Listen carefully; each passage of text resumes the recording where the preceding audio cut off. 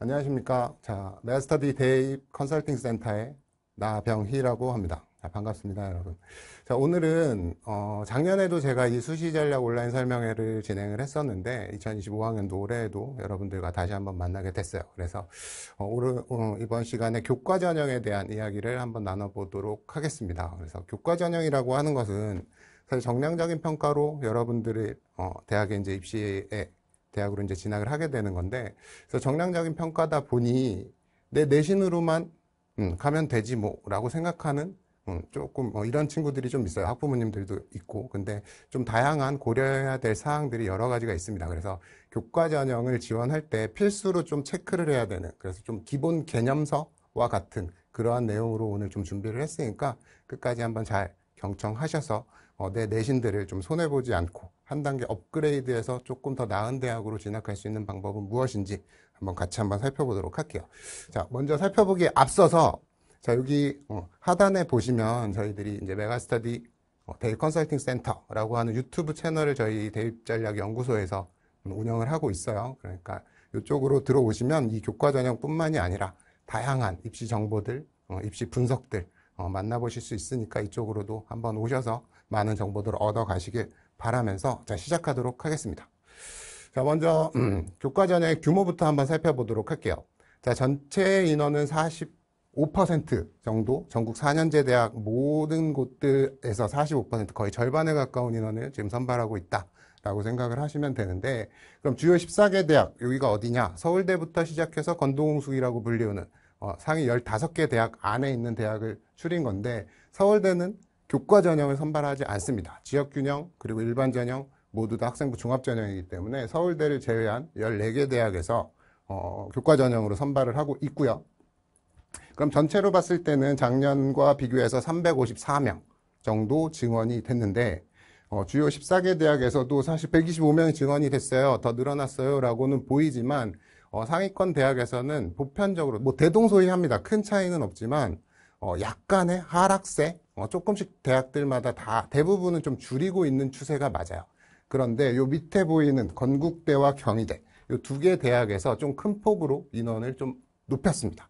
그래서 전체 인원이 125명이 좀 늘어났다라고 해서 많이 늘었네 라고 보여지는 거예요. 그러니까 다른 학교들에서는 소폭 감소를 했네 정도로 이해하시는 게 맞고, 그래서 우리들이 이제 어느 대학을 목표하는 대학에 모집 단위를 지원을 하실 때 증감에 대한 부분들은 좀 잘 살펴보시고 저희들이 원서를 쓰셔야 하겠다라는 생각을 좀 가지셔야 될 것 같아요. 자, 다음으로는 자, 교과 전형의 선발 방법에 대한 이해가 조금 필요합니다. 그래서 대부분의 대학들은 교과 100으로 정량적인 형태로 아이들을 선발을 해요. 그러니까 너는 몇 등급이니까 우리 학교의 환산 점수를 몇 점이야. 그러니까 그 점수대로 줄을 쭉 세워서 아이들을 선발하는 게 일반적인 형태의 교과 전형인데, 좀 다른 형태들이 있어요. 저기서 보면 이화여대나 일부 의대라고 되어 있는 면접을 보는 학교들입니다. 그래서 작년까지는 연세대학교도 면접을 실시했었던 학교죠. 근데 면접을 폐지하고 수능 최저를 신설하면서 올해는 상위권 대학 중에는 이화여대가 유일합니다. 그리고 일부 의대라고 되어 있는 이 학교들은 뭐 올해 울산대 의대도 교과 전형으로 학생들을 선발을 하는데, 어찌됐든 울산대나 뭐 계명대, 을지대 이러한 학교들을 예를 들 수 있을 것 같아요. 그래서 이런 것들은 좀 참고하시면 좋을 것 같고, 그리고 최근에 서류를 반영하는 대학들이 꽤 많이 늘어났죠. 그래서 지금 보여지는 고려대, 경희대, 건대, 동국대 이 학교들 교과의 이 내신 점수뿐만이 아니라 정성적인 평가, 그러니까 교과학습 발달 사항이라고 하는 이 부분에 대해서는 교과 이수 과목이라든지 어떤 성취도라든지 이러한 것들, 세특까지도 보는 학교들이 이러한 학교들인데, 사실 이것들이 이 대학을 지원을 할 때에는 내가 비교과를 잘 만들었는지, 세특은 잘 쓰여져 있는지, 교과 이수 현황들은 좀 괜찮은지, 이러한 부분들을 고려하셔야 된다는 거예요. 이 대학 외에도 사실 성균관대학교라는 곳은 교과 100으로 명시는 되어 있지만 정성평가를 20% 반영하는 그렇게 뽑고 있어요. 그래서 성균관대도 이 학교 안에 포함이 되어야 하는 거고, 그리고 추가적으로 지방 쪽으로 내려가면 경북대, 부산대 또 서류의 형태로 반영을 합니다. 그리고 올해 또 새롭게 추가가 된 곳이 동아대, 의대에서 서류를 20% 반영한다라고 발표를 했어요. 그러니까 이 부분도 좀 참고하셔야 되겠다.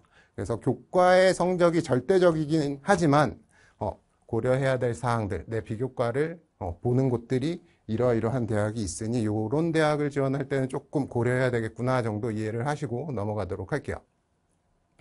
자, 다음은 내 내신 등급이 고정이라고 생각하시는 분들이 있어요. 난 2등급이니까 이 대학에 가서도 2등급, 저 대학에 가서도 2등급이야 라고 생각할 수 있지만 사실 물론 그런 학생들도 있을 수는 있어요.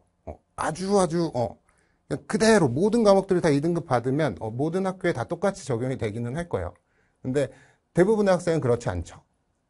다 편차들이 발생을 하고 잘하는 과목이 있고 못하는 과목도 발생을 하고 또는 학기마다 등급들은 또 달라질 수 있고 그래서 여러 가지 등급에 그러니까 본인의 내신에 대해서 변수들이 발생을 하기 때문에 전교과를 반영하는 대학 그러니까 제2외국어라든지 또는 뭐 기술 과정, 정보 뭐 이러한 과목들까지도 모두 다 포함을 해서 전부 다 내신 점수를 산출을 해서 반영하는 대학들이 저 끝에 보이는 연대, 고대, 서강대, 성대 그리고 서울시립대라는 학교가 대표적이고요.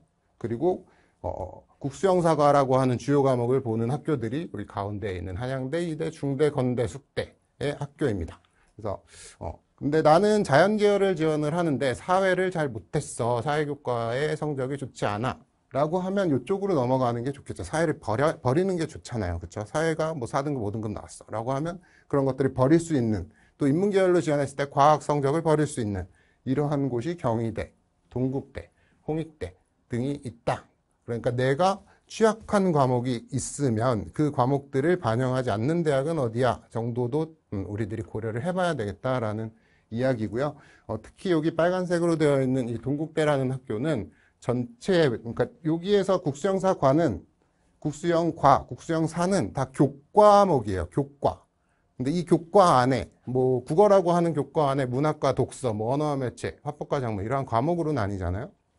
근데 그 중에서 10과목만 보는 학교, 교과가 아닌 그 국수영사 또는 국수영과 중에 잘한 거 10과목만 보는 학교가 동국대입니다. 그래서 동국대의 입결들을 살펴보면 사실은 조금 낮아 보여요. 그래서 아이들이 교과 전형인데도 좀 수월한데? 라고 하는 그러한 지표로 보일 수 있는데 조금 우리들이 왜곡된 지표이기 때문에 상위 10과목만 보는구나. 그래서 좀 높아 보이는구나, 낮아 보이는구나 정도를 저희들이 조금 생각해 볼 필요가 있을 것 같아요. 그래서 내 내신으로 조금 불리한 과목들 이러한 것들은 없는지 어떤 교과는 좀 빼는 게 좋은지 이런 것들을 좀 고려해 보셔야 한다라는 거고요. 그러면 실제로 한번 시뮬레이션을 한번 해볼게요.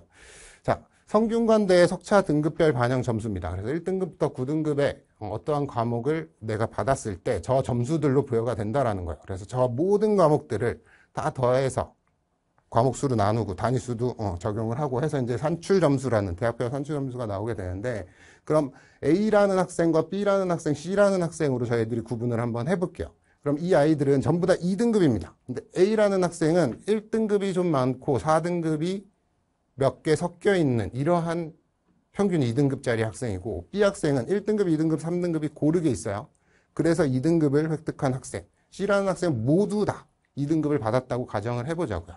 그러면 각각의 학생들한테 물어보는 거죠. 너 몇 등급이야? A 학생한테 너 몇 등급이야? 라고 하면 저 2등급이에요. 평균 2등급입니다.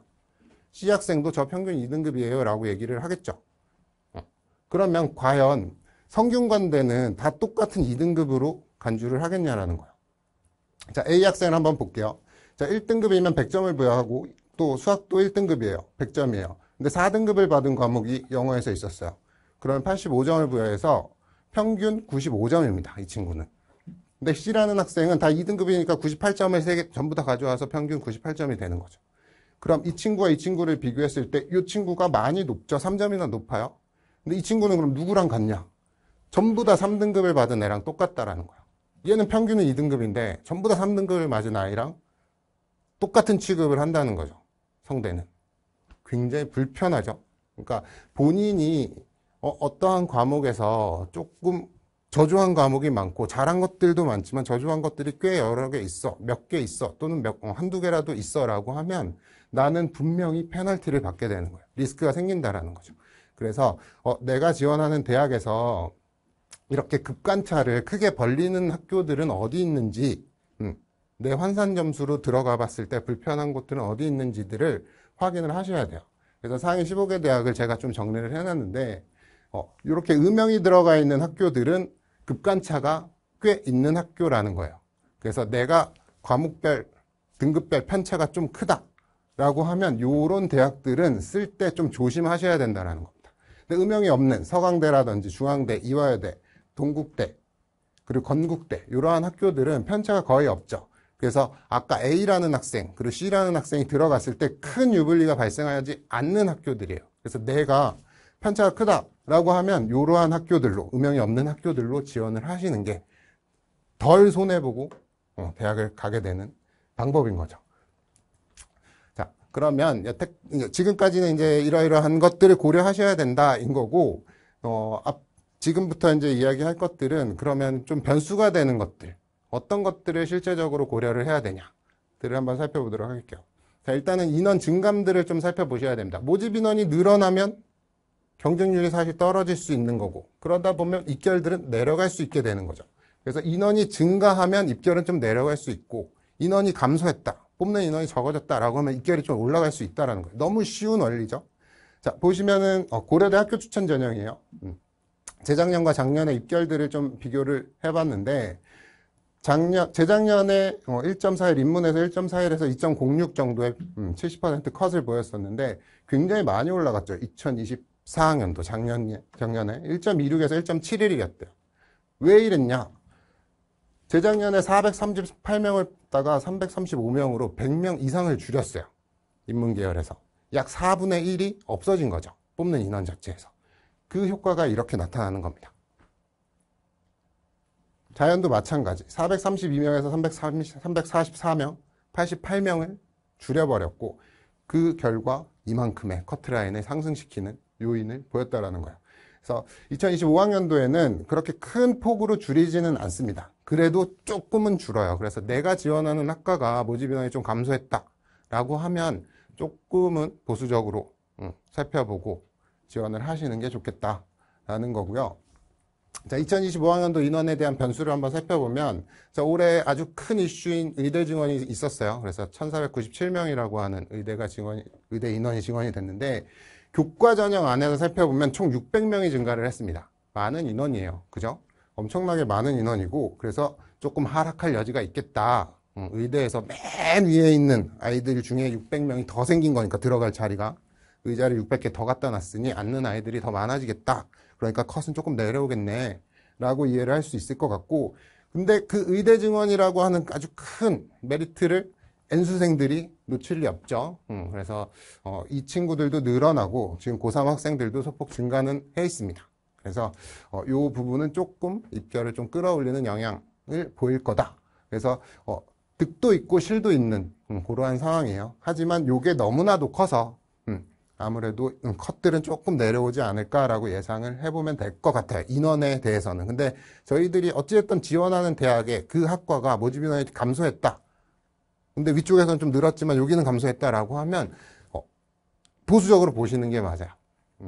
자, 어쨌든 넘어가겠습니다. 그러면 인원에 대한 증가를 조금 더 확장해서 한번 살펴보면, 자, 올해 또 하나의 큰 이슈는 무전공 확대예요. 그러니까 무전공이라고 하는 건 자율전공이나 뭐 계열 전공, 계열 모집이나 이러한 것들을, 그러니까 대학에 올라가서 자기가 진짜 전공을 따로 찾아가는 이러한 방법으로 아이들을 선발을 하는 것을 교육부, 그러니까 이 정부에서 조금 확대를 시켜 나가고 있는 시작 단계여서 지금 무전공이 굉장히 많이 확대가 됩니다. 그 대표적인 학교가 사실 경희대예요.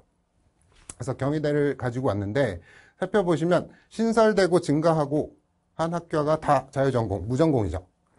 그래서 자율전공이라고 되어 있는 건 요거는 국제캠퍼스에서 모집을 하는 게 자율전공, 그리고 자율전공이라고 되어 있는 건 서울 캠퍼스입니다. 그래서 신설이, 그러니까 국제캠퍼스에서 자율전공으로 187명이나 늘려요. 그리고 자율전공도 37명이나 늘려서 49명을 서울 캠퍼스에서 선발을 하게 되는데, 그럼 이 인원이 어디서 나왔냐? 전체 인원은 아까 56명이 늘었거든요. 교과전형 전체에서. 근데 얘네들이 이따만큼 늘었잖아요. 다 각각의 학과들에서 가지고 왔다는 거죠. 그래서 내가 지원하는 학과가 작년에, 그러니까 입결들을 살펴보면 작년에 기계공 20명 뽑았을 때 입결이 얼마였어? 근데 올해는 2명밖에 뽑지 않는다라는 거예요. 입결이 무조건 올라가겠다라고 생각하는 게 기본적이고, 하지만 사실 이런 변화들, 변화무쌍하잖아요. 지금 굉장히 큰 변화인데, 이렇게 모집 인원들이 심하게 변동이 있는 학교에서는 사실 불안함도 있지만 기대감도 가질 수 있어요. 왜? 내가 불안하니까 모두 다 불안할 거거든. 이 2명짜리 들어가는 게. 이런 데에서는 사실 여지가 발생할 가능성도 사실 있습니다. 그래서 누가 더 용감하냐? 물론 결과론적인 이야기로 되겠지만 누군가는 굉장히 말도 안 되는 등급으로 들어가는 학과들이 아마 나올 거예요. 아마도. 그래서 보통 이렇게 좀 모집 단위가 큰, 특히나 자유전공으로 들어가게 되면 사실 본인이 원하는 전공을 무조건 가져가는, 그러니까 처음에 내가 기계공을 들어갔어, 또는 전자공 또는 컴퓨터공, 좀 높은 학과들, 컴퓨터공을 내가 들어갔어라고 하면 자유전공으로 들어가서 컴퓨터공 전공하려면 1학년 때 굉장히 열심히 해야 돼요. 그 성적을 기반으로 내가 주전공을 2학년 때 선택을 하게 될 테니까. 내가 공부 안 하고 탱자탱자 놀면 사실 말도 안 되는 거 할 수도 있습니다. 건설환경공이나 뭐 이런 걸로 갈 수 있어. 그러니까 이쪽이 더 유리할 수도 있고 이쪽이 더 유리할 수도 있는데 어찌됐든 얘네들이 맨 위에 있는 컴퓨터공이나 전자공 정도의 컷을 보이지는 않을 거예요. 근데 중상위권 학과, 뭐 화학공학과라든지 뭐 이러한 학과 정도 또는 뭐 어느 정도, 그러니까 중상위권 학과 정도의 입결을 보일 것이다 정도 예상을 하시면 될 것 같고, 얘네들 인원이 너무 많이 줄었기 때문에 조금 컷이 올라갈 가능성이 높겠다라고 예상을 하시는 게 맞을 것 같아요. 그래서 인원의 변화들은 우리들이 조금 기회장으로 쓸 수도 있지만 일단은 보수적으로 보시면서 접근을 하시는 게 필요하다라는 게 결론이고, 자, 다음 또 고려해야 될 사항은 수능 최저학력 기준입니다. 그래서 왼쪽에는 홍대가 제시되어 있고 오른쪽은 서경대를 가지고 왔는데, 자, 재작년에 홍대는 삼합 7등급의 수능 최저를 요구했었어요. 홍대 입문에서. 근데 작년에 삼합 8등급으로 완화를 합니다. 그러니까 수능 최저학력 기준을 완화했다라고 하면 수능 최저학력 충족률이 올라갈 거고, 그렇다 보니 좋은 아이들, 그러니까 좀 수능 최저를 못 맞추고 떨어졌었던 어떤 필터링에 걸렸던 아이들까지 2024학년도에는 올라가게 된 거죠. 한 등급이 완화가 됐으니까. 그러니까 컷은 올라갈 수밖에 없어요. 경쟁이 더 치열해졌을 거니까. 실질 경쟁률이 높아졌으니까. 그래서 대부분의 학과들이 좀 올라가는, 등급 컷이 올라가는 효과를 보이게 되고, 경제학부는 소폭 하락하긴 했지만 큰 영향이라고 보기는 힘들 것 같아요. 그래서 수능 최저가 완화가 되면 입결이 조금 올라갈 수 있구나 정도 예상을 하셔야 되고, 서강대도 마찬가지입니다. 2합 6에서 2합 8로 굉장히 큰 폭의 하락을 완화를 시켰고, 그랬더니 입결들은 굉장히 많이 올라가요. 인문, 자연 모두 다. 그래서 수능 최저학력 기준이 어떻게 변한 대학은 어디 있는지 이런 것들을 꼭 살펴보셔야 하고, 여기에 조금 가지고 와봤는데, 자, 살펴보시면 지금 뭐 숙대 아주대 인하대는 수학에서 미적기하나 과탐을 했어야 되는데 올해부터는 이것들을 풀게요. 확통이나 사탐을 하셔도 자연계열학과 지원할 수 있습니다로 풀어준 거고, 숭실대는 진짜로 입문해서 완화를 시켰어요. 한 등급 완화를. 그래서 이러한 부분은 조금 다를 수 있는데, 사실 이 숙대 이상의 학교들도 많습니다. 이렇게 지원 응시 과목에 대한 지정을 폐지한 학교들은 많아요. 맨 위에 뭐 성균관대도 있고 한양대도 있고 뭐 중앙대도 풀었고 해서 쭉 많아요. 거의 대부분 풀었거든요. 이화여대도 마찬가지. 근데 요것들을 제가 가져온 이유는 여기에 이제 중앙대도 하나 더 추가를 시키고 싶어요. 무슨 이야기냐면, 사실 예전에 이제 많이들 들어보셨을 텐데 문과 침공이라는 말을 많이 들어보셨을 거예요. 그래서 자연계열 학생들이 정시에서 막 문과 쪽으로 와서 문과 아이들은 갈 곳이 없고 컷은 굉장히 올라가고 애들이 굉장히 힘들어했죠. 사실 서강대라는 학교는 거의 90%의 아이들이 정시에서 자연계들, 그러니까 인문계열학과 모집 단위에 뭐 유럽 문화, 뭐 중국 문화 이런 거 다 포함해서 정시에서 뽑은 인원의 90% 정도가 다 자연계열 아이들이었어요. 그러니까 이렇게 문과 침공이 심했었는데 이번에는 이과 침공이 가능해졌다라는 거죠. 수능 최저학력 기준에서 미적기하, 과탐을 하지 않아도 지원이 가능하다. 그럼 내신만 좋으면 확통이나 사탐으로 지원이 가능하다라고 하는 대학 중에 숙대, 아주대, 인하대 다 가능하다는 거예요. 여기에 중대도 가능해요. 근데 제가 이렇게 말씀드리는 거 아까 성대도 된다면서 또 한양대도 풀었다면서 이화여대도 풀었다면서 라고 이야기할 수 있는데 하나씩 한번 좀 뜯어볼게요. 여기서 조금. 그러면 자, 연대와 고대는 왜 안 되냐? 걔네는 아직 풀지 않았어요. 과탐을 반영을 합니다. 수능 최저에서. 그러니까 아무래도 침공하기 어렵겠죠. 이과 쪽으로. 그러면 그 아래쪽에 서강대, 성대, 한양대, 뭐 이화여대 뭐 이쪽 라인으로 한번 살펴보면 자, 서강대는 작년에도 이과 침공은 가능했어요. 작년에 풀려 있었어요. 그러니까 미적기하나 과탐을 지정하지 않았으니까 서강대는 일단은 제하고 그러면 성대를 살펴보면 성대도 정성평가를 해요. 아까 말씀드렸죠. 교과로만 뽑지 않습니다. 그러면 굳이 인문계열 학생들 그러니까 컴퓨터공학이나 이런 쪽에서 아이들을 선발하고 싶다. 근데 미적도 안 했어. 기하도 안 했어. 수학 관련된 것들을 다 안 했어. 라고 하면 이 친구를 뽑고 싶겠냐고요. 그러니까 정성적인 평가에서 이 친구를 다 걸러낼 거라고. 그런 학교들이 성대, 한양대 전부 다 정성적인 평가를 반영하는 학교들이에요. 그러니까 여기는 확통이나 사탐으로 지원이 가능하더라도 필터링에 한번 걸릴 수 있다는 거죠. 지원이 안 된다. 지원해도 합격할 가능성이 많이 낮다라고 이해를 하셔야 되고 근데 중대는 이게 없어요. 교과로 다 뽑습니다. 교과 100으로 뽑는 학교이기 때문에 괜찮고 이대는 없단 말이죠. 정성평가를 하는 항목이. 근데 면접이 있었죠. 아까. 면접에서 걸러버리면 돼요. 그죠? 그러면 경희대 여기도 서류평가가 있어요. 외대 자연계열 학과가 없죠. 서울에. 뭐 있지만 어쨌든 외대는 인문계열학과가 주기 때문에 넘어가고 시립대 여기는 또 미적 과탐을 해야 돼요. 수능 최저학력 기준에. 그럼 여기에는 없어요. 또 그죠? 그러면 또 내려가서 건동홍숙 라인을 보면 건대, 동국대 모두 다 정성평가 반영을 합니다. 여기도 지원하기 힘들어져요. 홍대 미적 과탐 해야 돼요. 수능 최저학력 기준 충족에. 그러니까 다시 숙대밖에 없는 거죠. 그러면 살펴보면 서강대, 중대, 숙대 요 세 개의 대학을 제외하고 상위 15개 대학에서 요 세 개의 대학은 이과 침공이 가능한 대학이에요. 그리고 나머지들은 어렵습니다. 사실 문과 친구들이 문과 커리큘럼을 탔다가 넘어갔을 때 어느 구간에서든 정성평가에서든 또는 면접에서든 또는 수능 최저학력 기준에서든 걸려서 지원이 좀 힘들 수밖에 없어요. 근데 아까 얘기한 서강대, 중대, 숙대는 이러한 부분에서 이과 침공이 좀 가능하다. 그래서 그 학교의 인문계열 학과들은 조금 빌 가능성이 있어요. 요즘에 사실 문과에서 졸업해서 뭐 하냐, 뭐해서 먹고 살래라고 하는 이런 생각들이 좀 많잖아요. 말들도 많고. 그래서 아이들은 조금 자연계열, 이공계열로의 진학을 많이 선호하기 때문에 아이들뿐만이 아니죠. 부모님들도 마찬가지.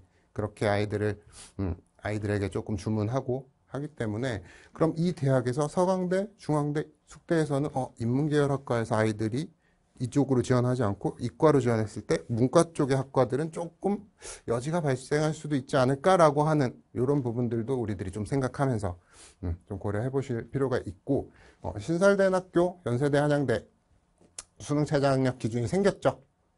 이쪽 부분에서는 조금 컷들이 올라갈 수밖에 없겠다라고 생각하시는 게 바람직할 것 같습니다.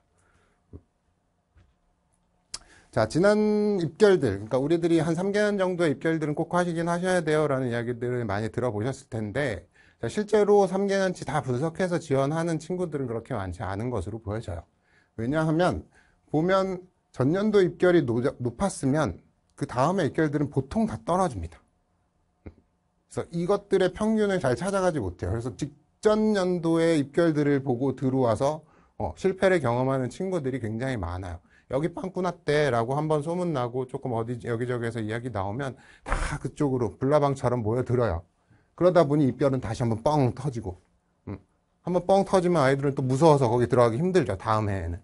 그러면 다음 해에는 좀 여기 왜 이렇게 많이 떨어졌어? 라고 하는 입결들이 보이는 게 일반적이어서 여러 개의 입결들을 그러니까 단연도의 입결들을 좀 살펴보시면서 안정으로 써야 될 곳은 이렇게 뭔가 특이한 곳이 아닌 조금 더 안정적으로 입결들이 안정적으로 흘러가 오던 그런 곳에서 안정, 적정 지원 카드를 좀 찾으셨으면 하는 바람입니다. 자, 마지막으로 이제 경쟁률을 꼭 확인하셔야 되는데, 경쟁률 추이, 광운대 거를 좀 가지고 와봤어요. 자, 광운대라는 학교의 특징은 교과만 본다라는 거예요.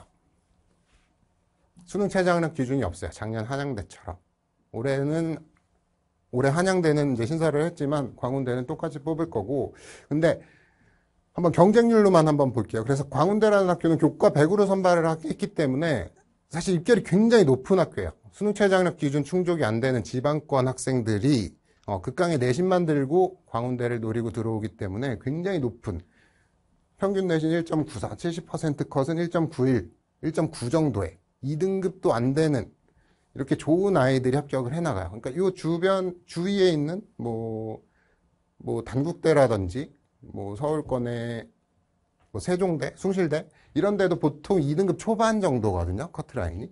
근데 광운대는 수능 최저가 없기 때문에 이렇게 높은 입결들을 보여왔었는데 한번 경쟁률로 한번 2023학년도와 2024학년도를 한번 비교를 해보면 자, 미디어 커뮤니케이션 인문 쪽에서 굉장히 아이들이 선호하는 학과인데 자, 마감 하루 전날 10대 1 정도 그리고 마감 날 그러니까 블라인드 치기 마지막이었죠. 마지막 이 경쟁률이 11대 1 그리고 최종 경쟁률은 12대 1 거의 13대 1에 육박을 했어요.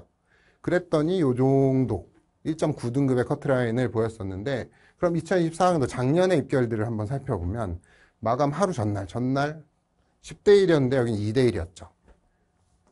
당일날 12시였는데 별로 안 올랐어요. 최종도 그렇게 높지 않았죠. 몇 토막 난 거예요? 12대 1에서 3대 1 정도면은 거의 4분의 1 토막 났네요. 그죠? 4.5등급짜리. 이 뒤에도 70% 컷이기 때문에 이 뒤에도 몇 명이 더 있다라는 거예요.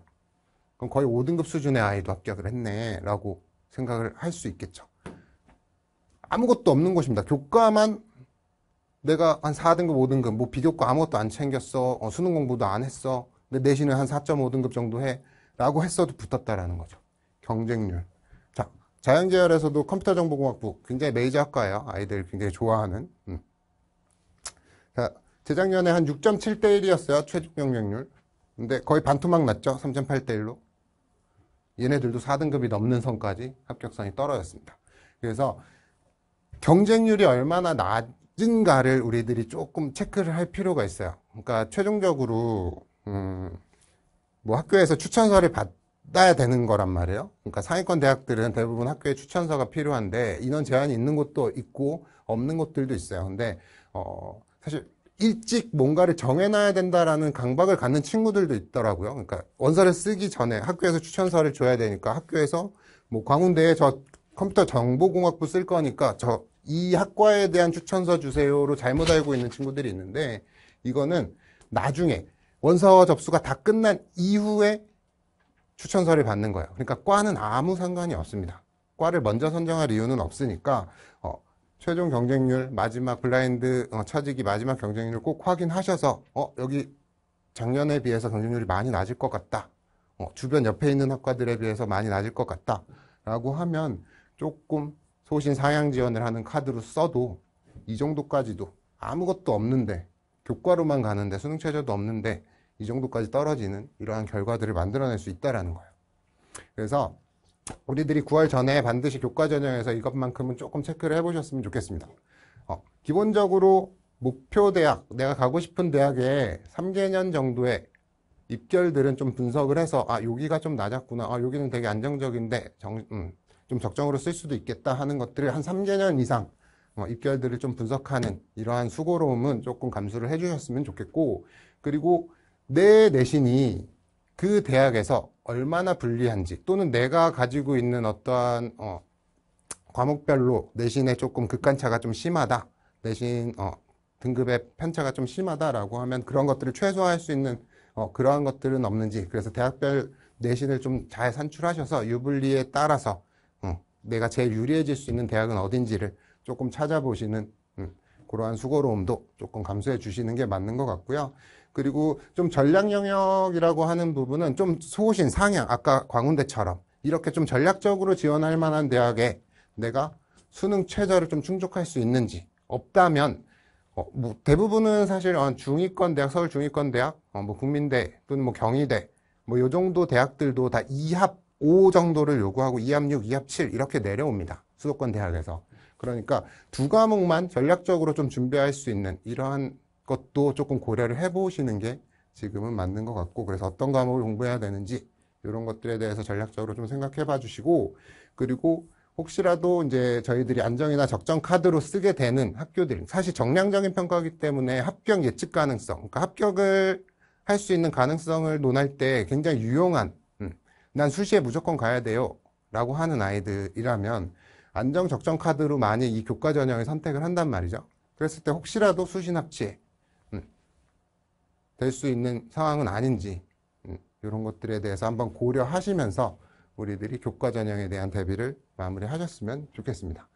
그래서 오늘 준비한 내용은 정말 기본적인 내용들 말씀을 드렸고요.